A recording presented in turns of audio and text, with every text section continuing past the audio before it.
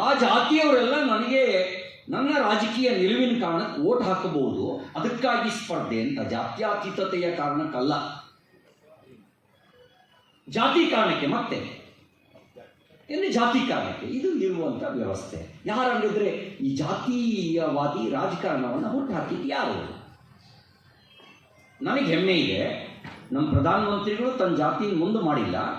ಅವ್ರದ್ದೊಂದು micro minority community, ಅತ್ಯಂತ ಸಣ್ಣ ಕಮ್ಯುನಿಟಿ, ಎಲ್ಲೂ ತನ್ನ ಜಾತಿ ಪ್ರಶ್ನೆ ಮುಂದಿಡಲಿಲ್ಲ, ಅಹಿಂದ ಅಂತ ಕಟ್ಟಲಿಲ್ಲ.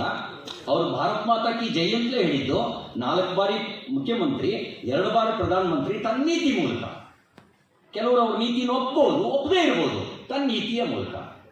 ಇನ್ನು ವಾಸ್ತವಿಕತೆ ಮತ್ತು ಅಪಪ್ರಚಾರ, ಅದಕ್ಕೆ ಸಂಬಂಧಪಟ್ಟಂತೆ ಛಲವಾದಿ ನಾರಾಯಣ ಸ್ವಾಮಿ ಅವರು ಹೇಳಿದ್ದಾರೆ. ವಾಸ್ತವಿಕತೆ ಬೇರೆ, ಅಪಪ್ರಚಾರ ಬೇರೆ. ವಾಸ್ತವಿಕತೆ ಅಪಪ್ರಚಾರ ಏನು?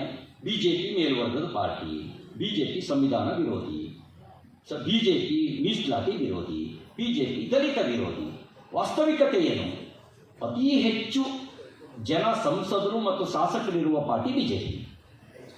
ಅತಿ ಹೆಚ್ಚು ಜನರಿಗೆ ಮಂತ್ರಿ ಸ್ಥಾನ ಕೊಟ್ಟಿರುವ ಸರ್ಕಾರ ಕೇಂದ್ರದಲ್ಲಿ ಅದು BJP ಸರ್ಕಾರ.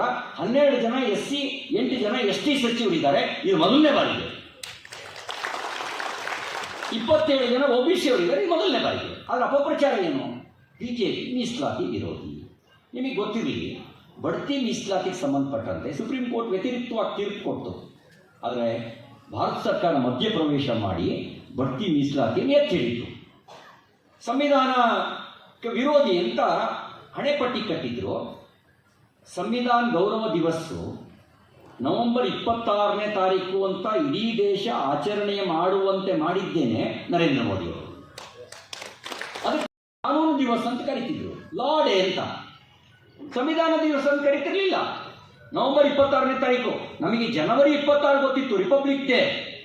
ಸಂವಿಧಾನ ಕೊಟ್ಟ ದಿನದ ಆಚರಣೆ ಇತ್ತ ನಮ್ಮ ದೇಶದಲ್ಲಿ.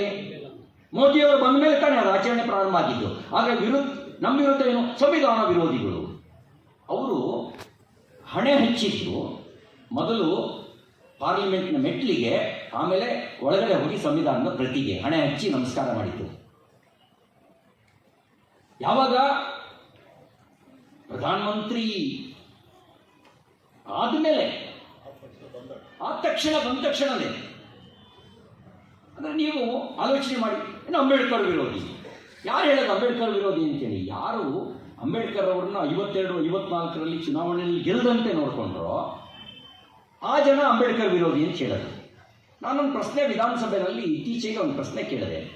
ನೋಡಿ, ಸ್ವತಂತ್ರ ಪೂರ್ವದಲ್ಲಿ ಅಂಬೇಡ್ಕರ್ ಅವರ ವಿದ್ವತ್ತಿನ ಅರಿವಿಲ್ಲದೆ ಕೆಲವರು ಅವ್ರನ್ನ ವಿರೋಧಿಸಿರ್ಬೋದು. ಸ್ವತಂತ್ರ ನಂತರ ಇಂಥ ಒಳ್ಳೆಯ ಸಂವಿಧಾನ ಕೊಟ್ಟ ಮೇಲೂ ಕೂಡ ಆ ಪುಣ್ಯಾತ್ಮ ಅವಿರೋಧವಾಗಿ ಆಯ್ಕೆಯಾಗಿ ಲೋಕಸಭೆಗೆ ಬರುವಂತೆ ನೋಡ್ಕೊಳ್ಬೇಕಾದಂಥ ಜವಾಬ್ದಾರಿ ನಿಮ್ಮ ಪಾರ್ಟಿಯವರಿಗೆ ಇತ್ತಲ್ಲ, ಯಾಕೆ ಮಾಡಲಿಲ್ಲ? ಯಾಕೆ ಸೋಲಿಸಿದ್ರಿ ಅಂತ ಕೇಳಿದೆ. ಉತ್ತರ ಇಲ್ಲ.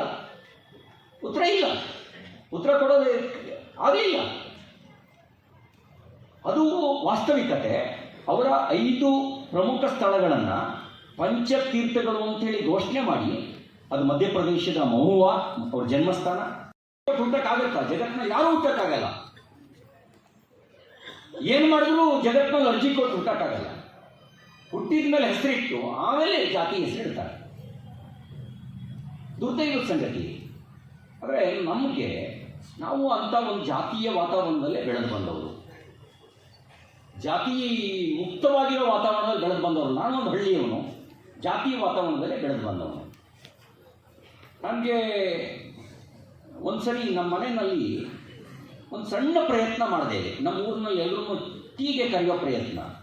ಮನೆಯಲ್ಲಿ ಸಂಘರ್ಷಣೆ ಎದುರಿಸ್ಬೇಕಾಯ್ತು. ನಮ್ಮಮ್ಮನೇ ನನಗೆ, ನಿನ್ನ ಮನೆದೆಲ್ಲ ಹೊರಗಡೆ ಇಟ್ಕ, ಇಲ್ಲಾಂದ್ರೆ ನೀನು ಮನೆಯಿಂದ ಆಚೆಗೆ ಹೋಗು ಅಂತ ಹೇಳಿತ್ತು ನಮ್ಮಮ್ಮನೇ. ನಾನು ಒಂಥರ ಬಿಡಲಿಲ್ಲ, ನಾನು ಹಠವಾದಿ. ನಾನೇನು ಮಾಡಿದೆ ಗೊತ್ತಾ? ಶಬರಿಮಲೆ ಮಾಲೆ ಹಾಕಿ, ಆ ಮಾಲೆಗೆ ಪೂಜೆಗೆ ಕರ್ಕೊಂಬಂದ್ವಲ್ಲ, ಎಲ್ಲ ನಮ್ಮೂರಿನ ಎಲ್ಲ ಮಾಲೆ ಹಾಕ್ತವ್ರನ್ನ ಕರ್ಕೊಂಬಂದೆ. ನಮ್ಮಮ್ಮನಿಗೆ ಮುಂಚೆನೇ ಹೇಳಿದ್ದೆ, ನೋಡವ್ವ ಮಾಲೆ ಹಾಕ್ತಾರೆಲ್ಲ ಬರ್ತೀವಿ, ಇವತ್ತು ಅನುದಾನ ಪೂಜೆ ಮಾಡ್ತೀವಿ, ಭಜನೆ ಮಾಡ್ತೀವಿ. ಬಂದ ತಕ್ಷಣ ಎಲ್ರಿಗೂ ಪಾದ ಪೂಜೆ, ಕಾಲು ತೊಳಿಬೇಕು, ಪಾದ ಪೂಜೆ ಮಾಡಬೇಕು, ಆಮೇಲೆ ಭಜನೆ ಮಾಡ್ತೀವಿ, ಆಮೇಲೆ ಪ್ರಸಾದ ಮಾಡ್ಕೊಂಡು ಹೋಗ್ತೀವಿ ಅಂತ ಹೇಳಿದ್ದೆ. ನಮ್ಮಮ್ಮ ಎಲ್ಲ ಮಾಲೆ ಹಾಕ್ಕೊಂಡು ಬಂದ್ವಿ, ಸ್ವಾಮಿ ಅಯ್ಯಪ್ಪ ಅಂತ ಮಾಲೆ ಹಾಕ್ಕೊಂಡು ಬಂದ್ವಿ. ನಮ್ಮಮ್ಮ ಮೇಲೆ ಕೆಳಗೆ